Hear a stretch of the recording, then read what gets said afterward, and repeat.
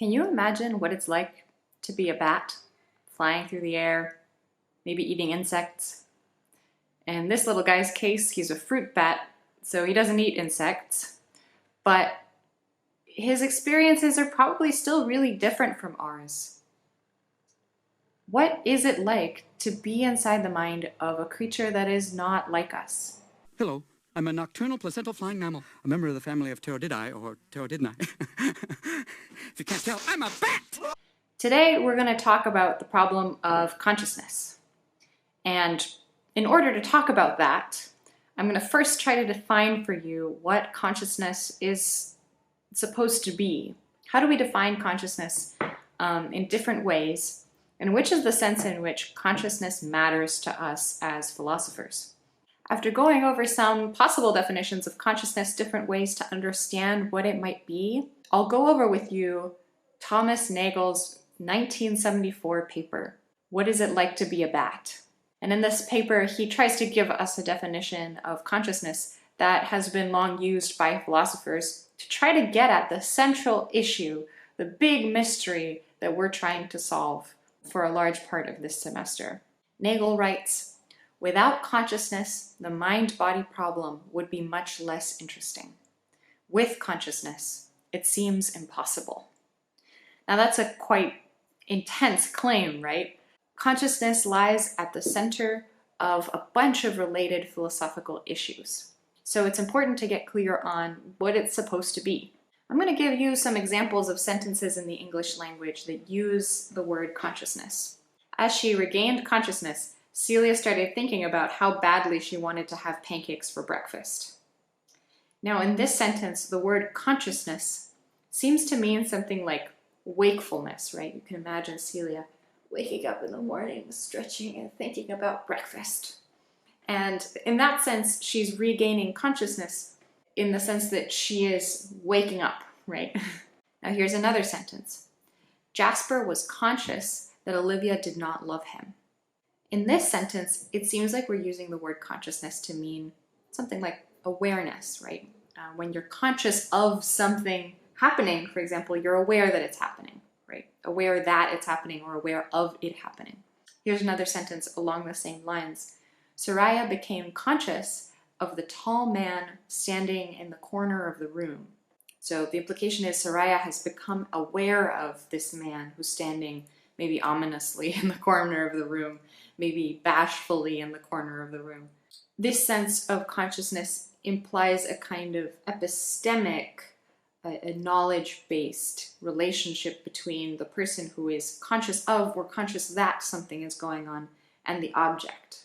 Here's another sentence in which we use the word conscious or consciousness.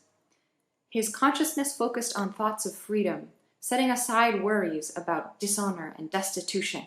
In this use of the word consciousness, it feels like we're talking about mental states of awareness that are occurrent, or they're currently happening, they're currently at the forefront of your mind, as opposed to being tacit or sort of unconsidered, right? So his consciousness and thoughts focused on thoughts of freedom, setting aside other worries. The idea is like there are many things of which he is aware, but for now he's focusing on just this subset, right? Now here are more sentences. Ephraim was enveloped by the Rothko canvas, his conscious awareness awash with the sensation of color. As a baker, Katya knew the difference between the smell of brioche and the smell of sourdough, as well as a parent knows the difference between her children. The aroma of sourdough baking was unmistakable as she walked through the door. What is it that these two sentences are describing? Ephraim's experience of the Rothko canvas and Katya's experience of the smell of different types of bread baking. This kind of consciousness is the kind that is the subject of Nagel's paper. This kind of consciousness is what philosophers call phenomenal consciousness. The subjective, what it is like, experiential nature, the what it's like to be in a particular state.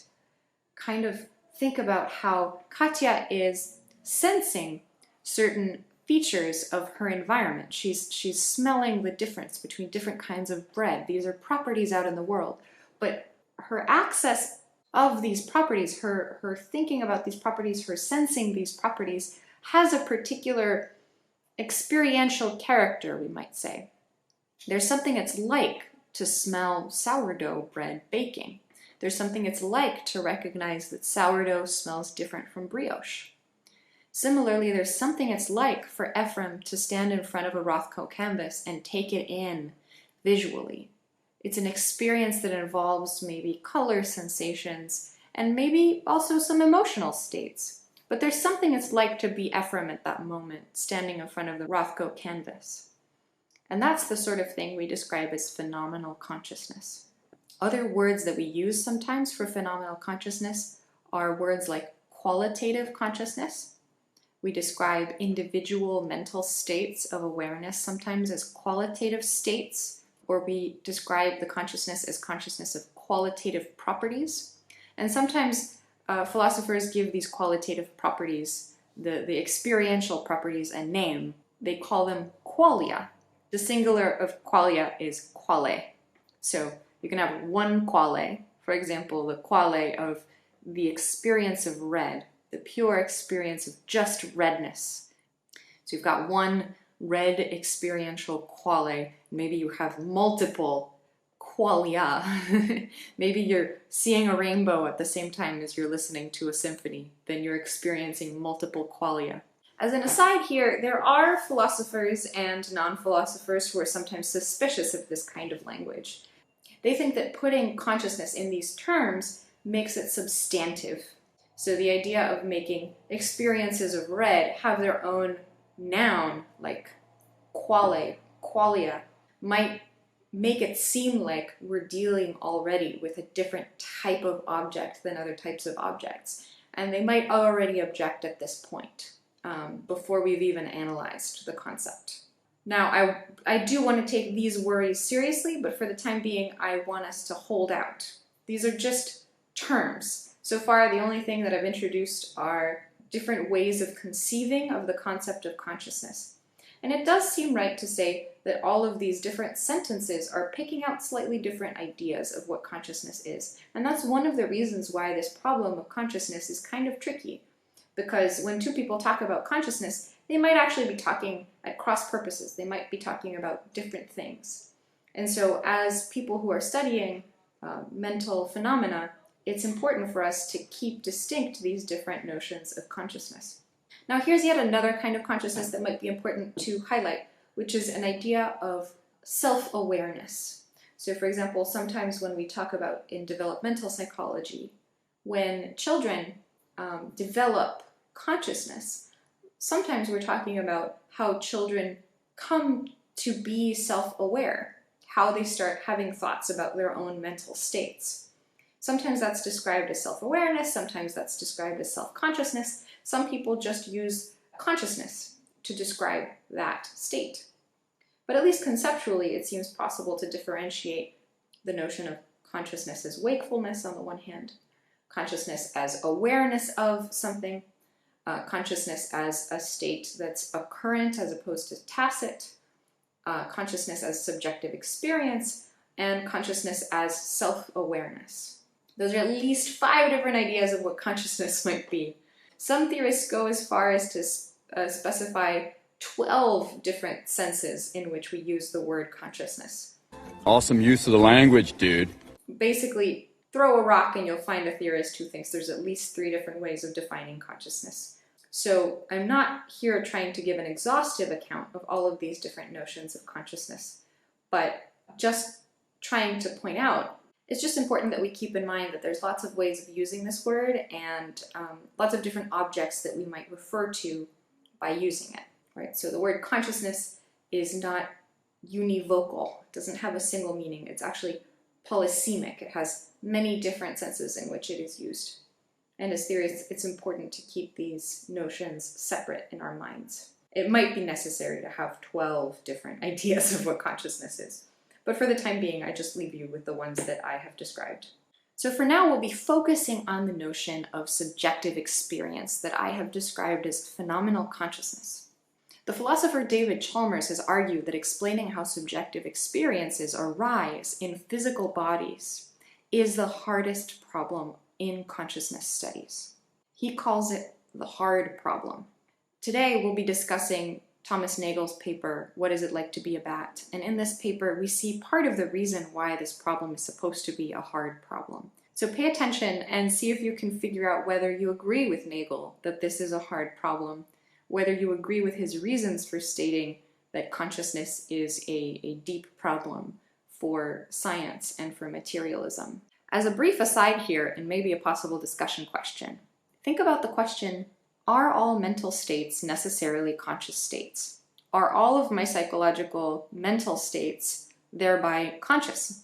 Well, first it might be a good idea to list all of the kinds of mental states that you might have, and then try to ask for each of those mental states whether it's a kind of state that is able to be conscious or unconscious in the senses that we've described above, right? In what sense is that mental or psychological state or that mental or psychological process conscious in one of the above senses or not conscious in one of the above sentences?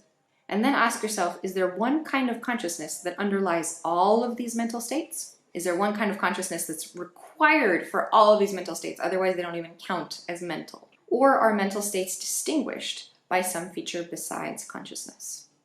And that's sort of a key and core problem for philosophy of mind. You can describe this as the question, is consciousness a mark of the mental? Is it designating what is mental and differentiating it from what is not mental? This is something that Jaegwon Kim discusses in Philosophy of Mind, 3rd edition, in the introduction. It might be worth reviewing that passage if you're interested in this question. So let's talk about Nagel now. Nagel has what we might describe as a challenge for materialism, a challenge for the theory that there are only material substances in the world.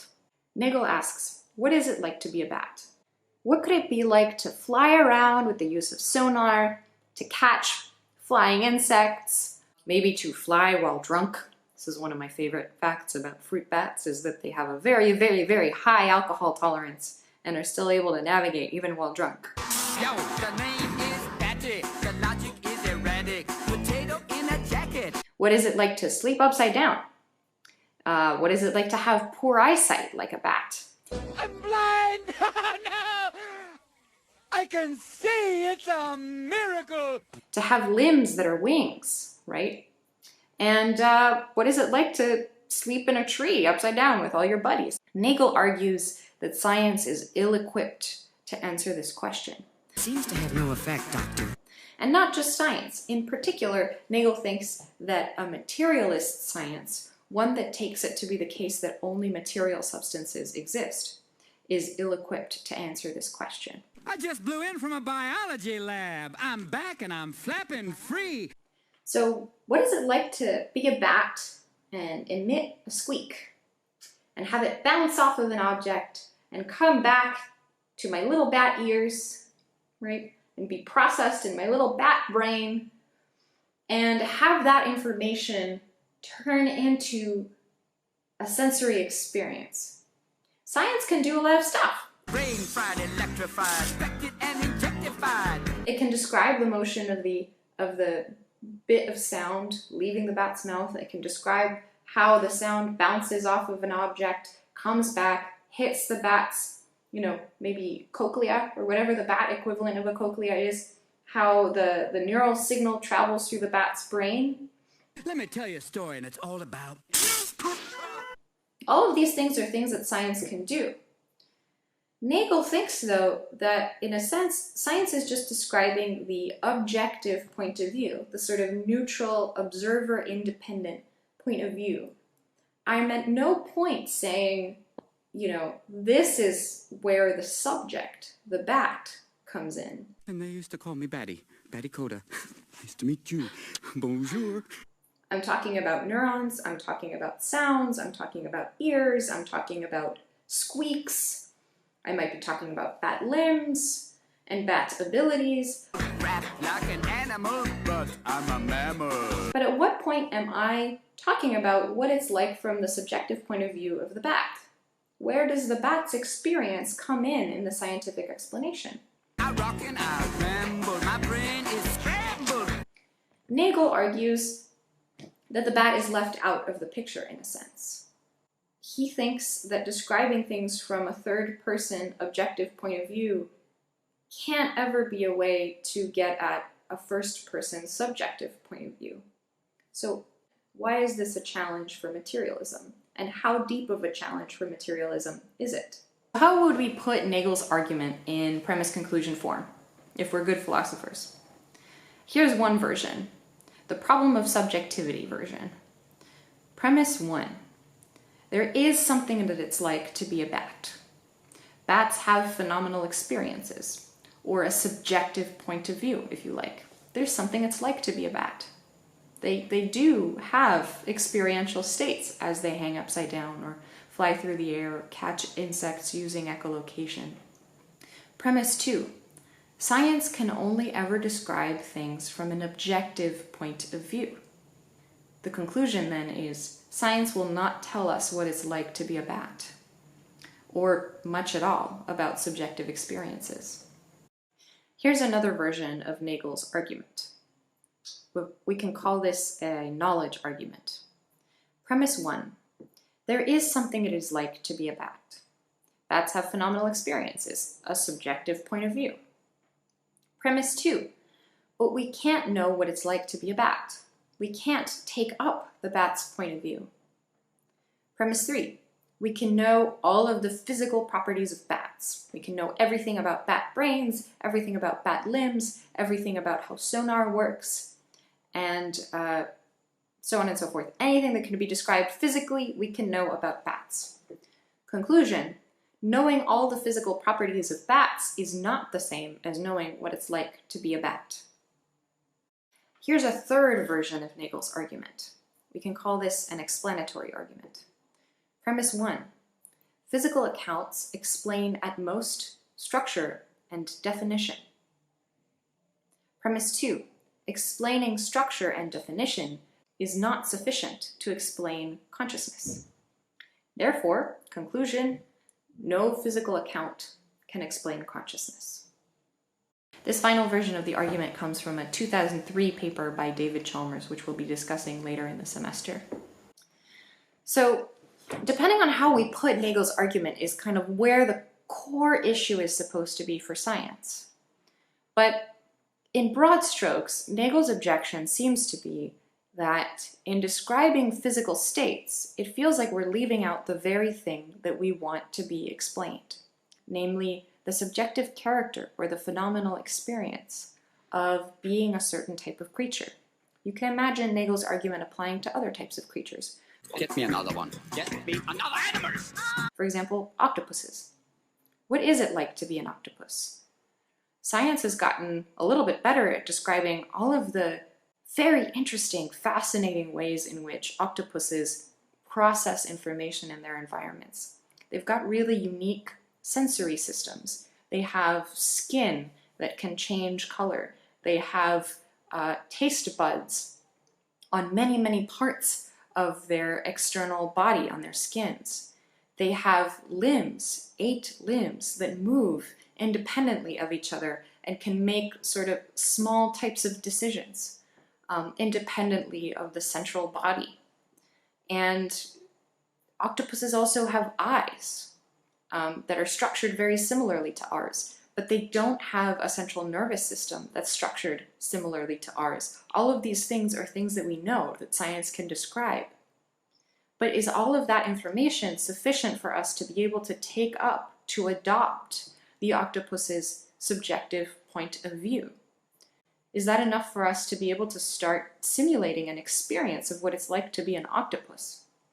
That's not clear, right? Science has given us a lot of really fascinating and important information that helps us approximate exactly how we fail to imagine what it's like to be an octopus. When I tell you that the octopus can move its 8 limbs independently of each other, and I ask you, what might it be like to have 8 limbs that move independently of each other, that all have taste buds on their arms? What is it like to feel yourself changing color? There's a gap there in your mind. What is it that I'm even asking you to imagine? What is that phenomenal experience? I can reference my own phenomenal experiences. I know what red looks like to me. I know what roses smell like to me. I know what pain feels like to me. But what does it feel like for an octopus to hunt for food and find it right after hiding among the rocks? What is it like for the octopus to take it in one of its independently moving arms and to then put it in its mouth and eat it? What does that taste like if you have octopus taste buds on your octopus arms? Do octopuses taste salt? Or is that just sort of a neutral part of their ocean environment? I just have so many questions. And I'm sure science can help us answer some of them, but putting them all together and generating an octopus experience just doesn't seem within my abilities. Is there a way that science could ever bridge that gap for us and help me experience what it's like to be an octopus? That's the crucial question. That's the crucial challenge that Nagel is giving. He just doesn't have complete faith that we'd be able to capture the subjective experience of an octopus or a bat. The problem is that the terms that we're using to describe aspects of the subjective experience leave out the very experiential nature of the experience. In describing how my taste buds activate when I put something on my tongue, I'm not including the taste experience itself, right? When I describe to you how a bit of sodium chloride activates a certain set of processes in my tongue that then move through my brain and get processed by different parts of my brain, I'm not thereby conveying to you the taste of salt. Or am I? That's just Nagel's objection. Describing how physical processes operate in response to other physical processes is very important to advancing science, but there's a sense in which when I do that, I'm not telling you what it is like to echolocate. I'm not telling you what that sensory experience feels like. I'm not telling you what it's like to feel your 8 arms moving through the salty ocean water to capture a creature while your arm changes colors to match its surroundings. What is that even like? Will science ever be able to tell us? The optimistic response should be yes, right? The really wonderful thing would be for science to be able to answer exactly this question. And in a couple of weeks, we will talk about some philosophers who think that science can answer these questions, and that maybe Nagel hasn't looked in the right place for the answers. But for now, I think it's a good idea to sit with this question and ask ourselves, what is the thing that we want here that Nagel thinks that science isn't giving us? Now here are some upshots. Suppose that you take Nagel's argument seriously. In this paper, at least, Nagel is not committed to showing that materialism is false. He's not saying that science is saying things that are untrue. For all he knows, everything is made of only material particles. Nagel does, however, take himself as showing that if physicalism is true, it's a thesis we can't understand. And that's still a pretty serious charge. That's like saying, all right, for all intents and purposes, maybe for all we know, it's true that only physical objects exist. There are no immaterial entities floating around in the universe. However, the sense in which everything is made of material things, we can't fully understand it. There's always going to be a gap in our ability to understand the universe. Here's Nagel, quote, "I do not deny that conscious mental states and events cause behavior, nor that they may be given functional characterizations. I deny only that this kind of thing exhausts their analysis. It is useless to base the defense of materialism on any analysis of mental phenomena that fails to deal explicitly with their subjective character." So what do you think? Do you think science does give us the tools to be able to imagine what it's like to be a bat? Is Nagel mistaken? Is there a problem with one of his arguments? Which premise is the premise that you would disagree with if you had to pick a premise to disagree with? And now suppose you think that you can very well imagine what it's like to be a bat. Maybe you think, well, some people can echolocate. There are some people who are not sighted or who have poor eyesight that can seem to use something like, echolocation to get around. They emit a sound and they hear where it's coming from and they use that information to navigate their environment. So it seems like maybe it's something that you think is within human abilities. But what about octopuses? Can we really genuinely imagine what it's like to be an octopus? If you think the answer is yes, say more, please. I want to be able to do this. And if you think the answer is no, why not? And does that mean that Nagel's right?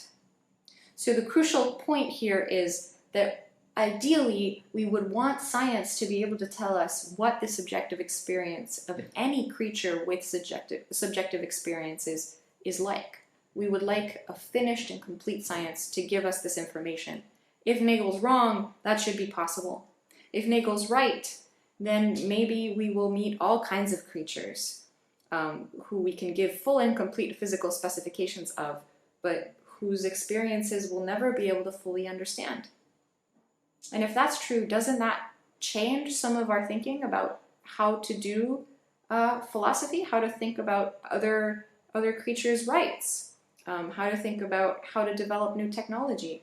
What if it's the case that we one day make artificially intelligent beings that have sentience, that have conscious experiences? But, if Nagel's right, maybe we just won't ever know what it's like to be one of those beings. What do you think? Next time we'll talk about a different core problem for philosophy of mind called the problem of intentionality. So stay tuned and I'll see you again soon. It's been lovely, but I got a hoon. Adios, amigos. Check, please.